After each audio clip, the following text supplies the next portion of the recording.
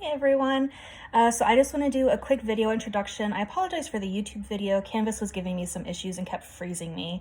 So anyway, this is a pretty complex story, Chac Mool.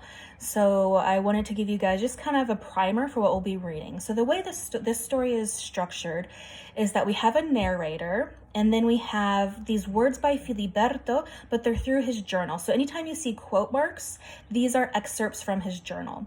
And there's this mystery around why, or essentially how, Filiberto has died, especially because his friend noticed he starts to act a little bit strange towards the end of his life. So the friend of Filiberto goes to retrieve his effects. He finds a one-way ticket, which means Filiberto is not planning on coming home. And he also finds his journal, amongst a few other things. And so he decides he's going to read his friend's journal to figure out what was happening. In the journal, he finds pretty journal-y things, right? What did I do every day? How am I feeling? What am I thinking? Walking through these big ideas.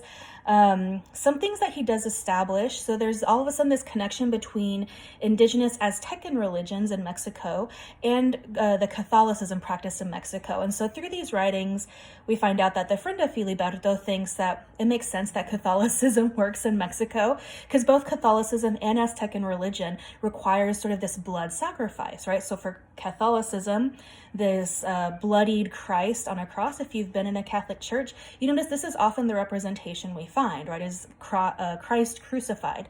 And so his friend makes the point, right, it makes sense that this would work for Aztecs because they also ask for these bloody sacrifices. And so this brings us to what we call a Chac Mool. A Chac Mool, I have a picture down below if you want to click on it to see what it is.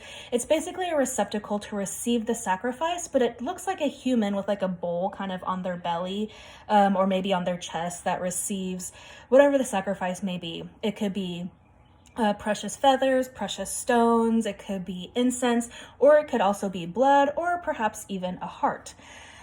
So we also find out that Filiberto in his journal has a huge affinity, kind of this love and interest for indigenous art.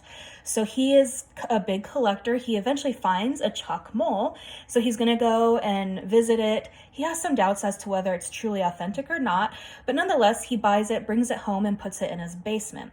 Now, this is where things start to get really weird. He starts to notice things around his water are weird. His tubes break. We kind of enter into this rainy season. There's a lot of like moldy or mildewiness because of all of these things happening, and it's in a basement.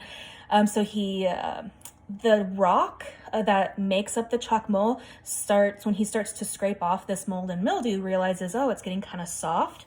He puts some coverings over it to protect it, but those, when he goes back down to check on it, have been thrown to the floor. So again, all of these weird things start to happen. His mental acuity starts to change a little bit. When we notice this in his journal, the way he's writing, what he's writing about, it almost is like he's kind of losing his mind, or something is causing him to lose his mind. So we have this mystery around this Chac Mool, right? Is Filiberto really just losing his mind because of the pressures of work and modern society? Or is this all true? Is maybe the Chac Mool coming to life and playing around with him? All right, so that's the mystery we're going to try and figure out. I'll provide my analysis below. I hope you guys enjoy it.